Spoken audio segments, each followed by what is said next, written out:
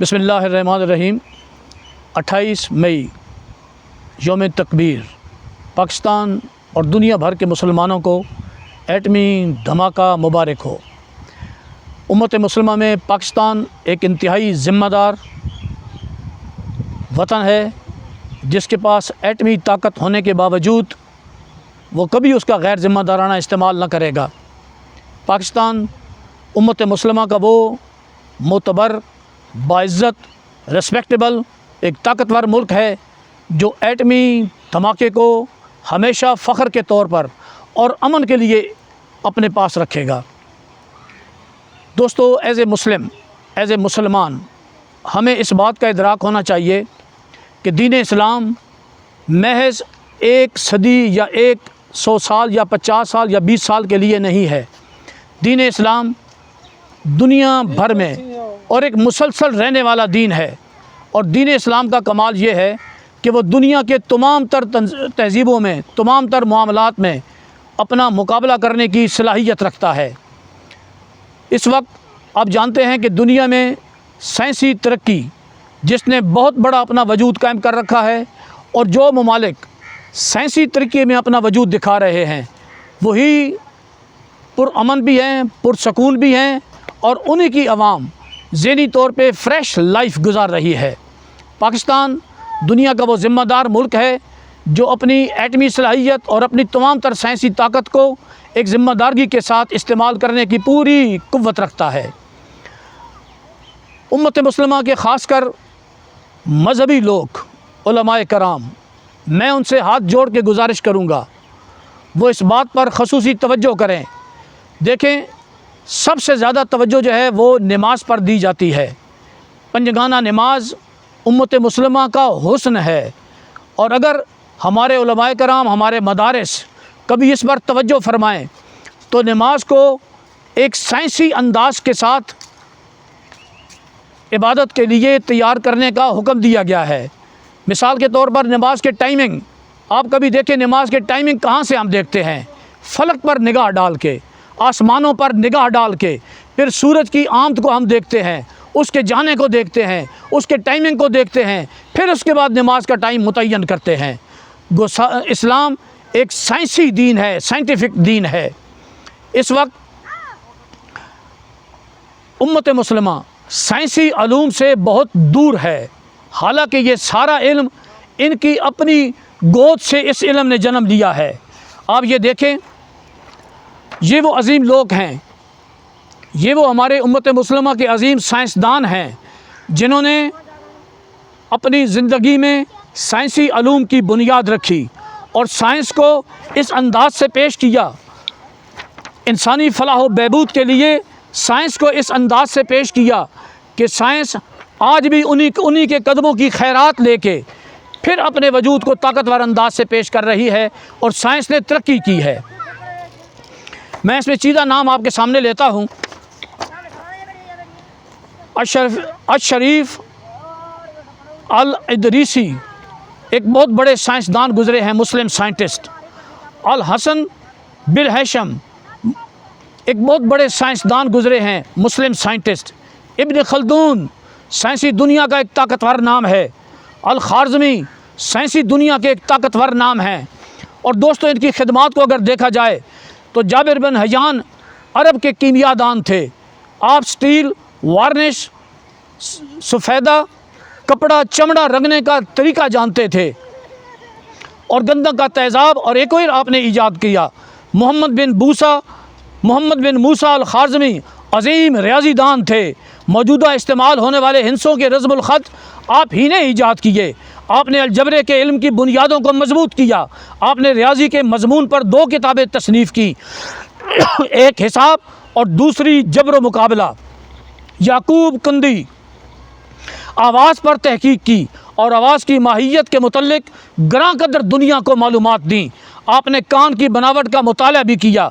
علی ابن طبری نے طب، حیوانات، نفسیات، فلکیات پر نہایت مفصل مضامین لکھے۔ آپ نے طب پر ایک کتاب تحریر کی جس کا نام فردوس الحکمت تھا۔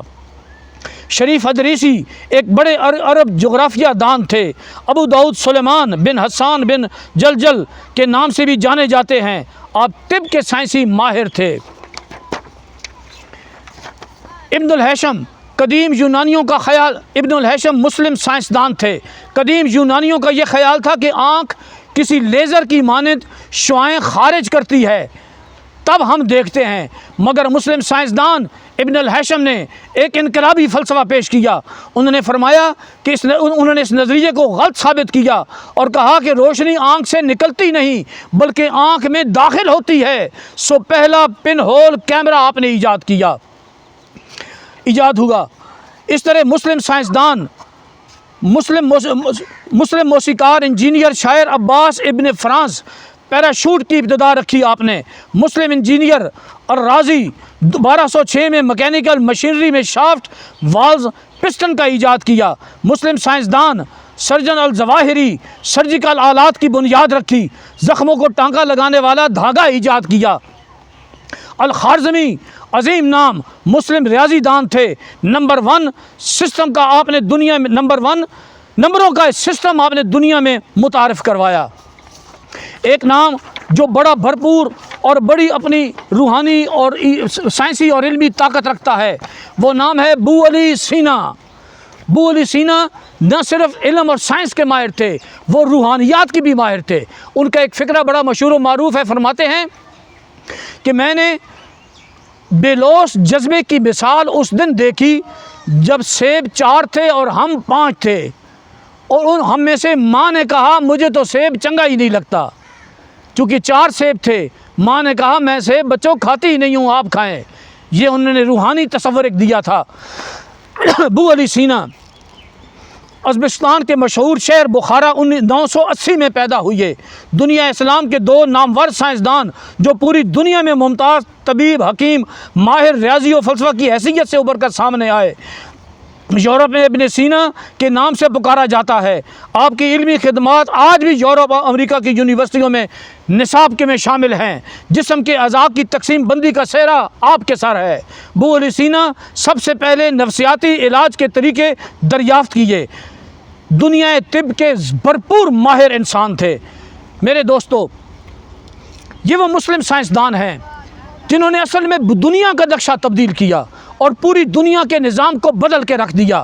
آج سائنسدان اگر چاند پہ قدم رکھتے ہیں تو بنیاد مسلم سائنٹسٹ ہیں۔ اگر سائنسدان نظر کی دوائیں ایجاد کرتے ہیں، نظر میں تحقیق کرتے ہیں تو بنیاد مسلم سائنٹسٹ ہیں۔ اگر سائنسدان دل کے آپریشن کرتے ہیں تو بنیاد طب کے ماہر مسلم سائنٹسٹ ہیں۔ مگر قابل افسوس بات یہ ہے کہ ہماری انتظامیہ، ہماری گورنمنٹ علاقے کے وڈیروں، جاگیرداروں اور وڈیروں کے فوٹو اور ان کی تو ساری تشہیریں دیواروں پہ کرتے ہیں ہمارے ٹیکسوں سے پل کر، لیکن مسلم سائنسدانوں کے فوٹو اور ان کی خدمات نہیں لگاتے۔